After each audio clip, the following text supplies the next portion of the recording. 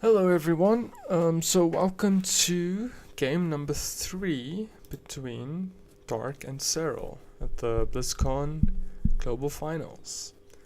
This is the game number 3 on the, which map? This is the Asaplan. Okay, Asaplan, awesome. So this map is a huge or a very long rush distance, so we should probably see very standard play from these two players. And yes, just before we start watching this game and looking at the plays and the strategies by the players, I just want to apologize for my previous video, which was supposed to be game number 2 between these two players. Serral won that one after a long battle back and forth. He was ahead most of the game, but I just want to apologize for not showing that one. Unfortunately, my OBS was open whilst I was doing other stuff, and I disconnected my mic for a few hours and stuff, and yeah, I reconnected it before starting to record that, and unfortunately for some reason it did not pick up my mic. My mic was in fact plugged in correctly and everything, but OBS needed a restart so that it worked. So there was no commentary on that one. And I don't really feel like watching a 25-minute replay and, doing that again. So, sorry about that. We have very standard play by both players, each going hatchery first, and then into extractor and spawning pool. So, very standard plays by both players. They have very similar timings. Both expecting the other player to be playing economically and not going for any rushes, especially because this map has a long rush distance, as mentioned before, which would mean that you can pretty much defend any early pool timings quite handily. Okay, so what are we seeing out right here? Okay, Dark just moving a drone to his natural. Serral doing the same though. I wonder what that is. Oh, it's just being... Okay, see, the small things always count. They don't want to fully saturate... Well, the mineral lines are fully saturated by 16 drones, so they don't want to... That extra one, they don't want to mine there, because it would not mine as efficiently as when it would just go to the natural, where there are open mineral patches. So that's also always awesome to see. And as per usual, we see both players going for very similar 3-base timings, literally seconds apart. So this is panning out to be a very standard game. Also did not really mention the speed boost timing, but Serral's one is a bit ahead, but it all depends on what the players want to do. Okay, so both mining gas, and nothing much is happening. What I did, in fact, mention in the previous game, they also did very similar. They did very similar builds to this, both going for thirds after the 2 bases, etc. And then after that, the baning nest is new though. And what's Serral doing? Also getting a baning nest. Previous game was weird though, because if I remember correctly, both of them expanded like this, and then they both got Roach Warren and Evo Chamber without going baning nest. So both of them want to play aggressively.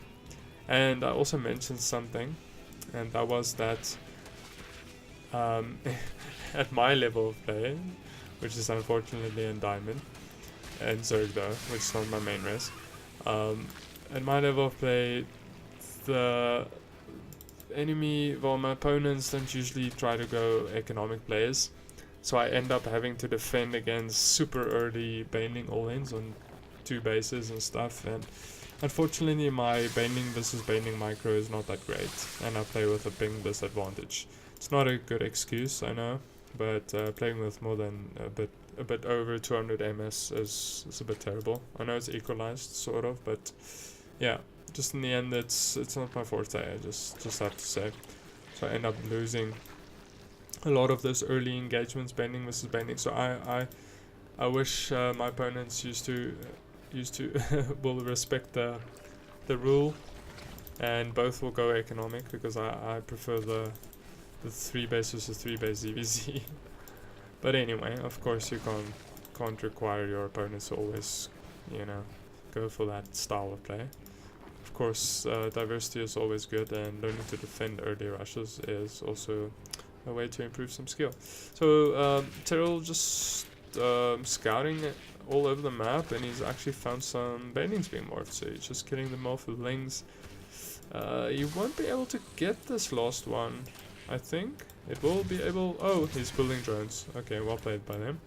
Yeah, another pack of lings, well, just a pair of lings running around, also looking for banelings and stuff.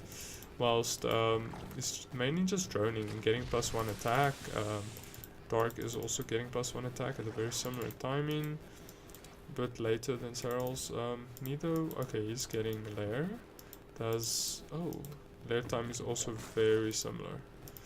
So both will be getting glial reconstitution, and this will be Roach versus Roach plus Ravagers. I like Serral's position with worker wise though. He's 5 workers ahead and fully saturated on 3 bases, which is lovely. So this game's also going to be a bit long, because the previous game was 26 minutes long, and that was there were a lot of skirmishes across the map, but I mean, it does get boring after a while, because neither one really pulled ahead until a certain point in the game. So Serral just going for Overseer Scout. You just want to see what's going on over there. Oh, I love the the awesome replay pinging. It pings when things are being picked up by overlords, and I don't know what else it does notify you about, but for instance, Nidus networks. Last game we had a Nidus network by Dark, so it's awesome that it pings on the map just for stuff like that, and probably for drops as well, I'm not sure. Okay, so Serral's sitting on a healthy worker count, but Dark in fact has about 10 more workers. He's really going for the economic game over here. And I think it might bite him in the ass, because Serral's army is a bit bigger. Neither one really has committed to building armies just yet. They're just droning up, taking up.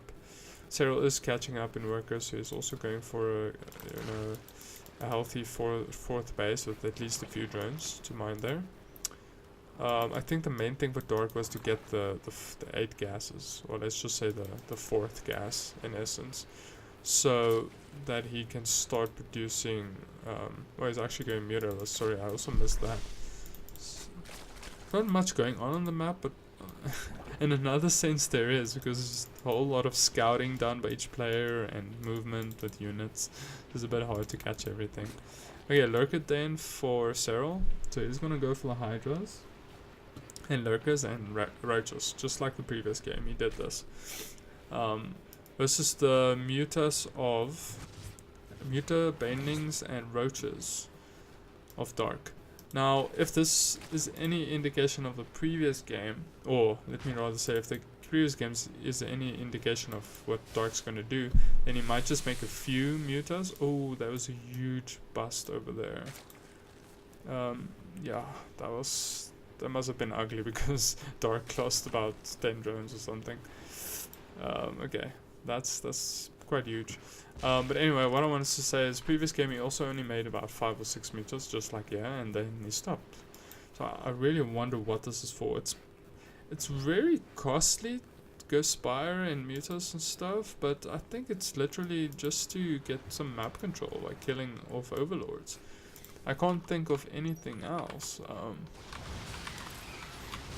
not entirely sure, but anyway, here's a huge engagement building up. So let's see what's gonna happen over here. Okay, Roach Ravager for Dark. He's got a few Banelings moving out, just killing a Roach or 2. Not that great. Serral putting down his Lurkers. I really like Serral's positional play. He used this a lot in previous matches as well. This was basically the same composition. This is the same composition, albeit it was Ravager and Roach heavy for Dark, and eventually he also went for Lurkers. But I think this game is not going that route. No, not in fact, no. He has not even made a what do you call it, Hydralist then. Talk about that, he's going for that. So I think this is just very stylistic plays by both players. I don't think any of these transitions or play styles are necessarily very meta or standard for any of these matchups or counters. I just think each player's put on their own stylistic. Oh shit! A lot of those Ravagers dying. I just think both of these players have added some of their own stylistic elements to the game. That's why we're seeing different branches of technology. But it definitely looks like Serral's style, if you wanted to call that, is definitely working better. The lurkers do decent damage. There are some overseers to scout them out for dark, and he can use his corrosive bowels on them, but I don't know, I really, just as in the previous game, I really prefer these lurker stuff. I also need to incorporate them into my compositions more, because I tend to play more like Dark is playing, Ro8 Ravager heavy, and later I'll transition into Infestors. Infestor obviously not really great when you're playing against lurkers, but usually most of my opponents just go Hydra Roach maybe, or well, of course Ro8 Ravager, but sometimes they'll just add a few lurkers where I don't think it's too scary to go Infestors. But of course these players playing at a much higher level, and they have their builds and stuff figured out. Awesome, 2 lurkers just sitting here at this one stray base of dark. He's gonna morph an overseer with 2 mutas to kill him off. It's gonna take a while, but he should be able to kill them. Don't think that he's gonna kill them before this hatchery falls though. Meanwhile, we got a Yuji Gatman over here. So Serral just distracting. He's got a much larger army supply. Just look there, 30 more, almost 40 actually. And he actually killed off that hatchery. Very sad for Dark. This must feel very bad for Dark right now. Okay, so Serral's playstyle is very consistent, yet very annoying to play against. Like, you kind of know what to expect, but he throws a curveball, such as just throwing freaking lurkers at one of your expansions. I mean, there's not much as Zerg whose army is that far from that base. There's not much that he can do, because he still has to posture and defend against Serral's main army, such as we can see right here.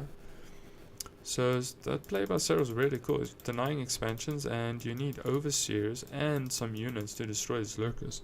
So this is just an amazing play, and some, I'd say, innovation by Serral. It's just remarkable, the kind of stuff that he does. He is definitely known for being more a standard player, but I mean, he executes stuff so well. Just last point I want to make, I know it's not relevant to this particular match, but when I watch these games at Home Story Cup, especially his ZVT, he's just that great at doing ling run buys at Terran expansions and stuff, or burrowing them, or using bird banelings just to catch out some high priority targets. It's just awesome to see the cool plays that he makes, and he does it with such consistency and really strategic depth. Anyway, so that's the last of this series. This was a 3-0 by Serral. So gonna do the rest of the quarterfinal matches. I think we got Maru versus SOS. I'm not sure. I think I'm gonna skip that one. And I think I will be skipping the special one as well against, who was that player? Was it Stats? Yeah, special versus Stats. Reason being, Mario vs SOS was basically a whitewash, I think, as far as I remember. I did watch it. I did watch the VODs, and well, you can go check it out if you want to, of course, if you have not seen it. But Maru versus SOS. SOS was just mind gaming with Maru, and he just outplayed him in general. Maru is generally, of course, a very good player. He won 3 GSLs in 2018, but SOS got his number. He's his teammate, and he just, I don't know, he just puts his own style, or brings his own unique style to the game, and he uses it to to much success against Maru. So yeah, I don't say that series was bad, but I don't feel like analyzing it, because SOS was just outplaying Maru in the sense of strategies and stuff. He was just too good for Maru, I think, at that stage. He also outplayed him in another tournament, I think in the GSL Super Tournament, if I remember correctly. He also beat Maru there. So I'm not really going to watch that. And Special was his stats. Special, definitely a strong player, but stats, again, thwarted just in the style of SOS, who beat Maru. And just in the same way, Special did not really get to do or execute his strats, because stats just countered him effectively. I just remember Special using proxy stuff in most of the games, and stats just countered it effectively and even did his own proxies. So yeah, so just to wrap that up, sorry, I don't think I'm gonna do the rest of the quarterfinals matches. We're gonna go straight into the semifinals. So I'll see you in those videos. Thank you very much for watching this one, and cheerio.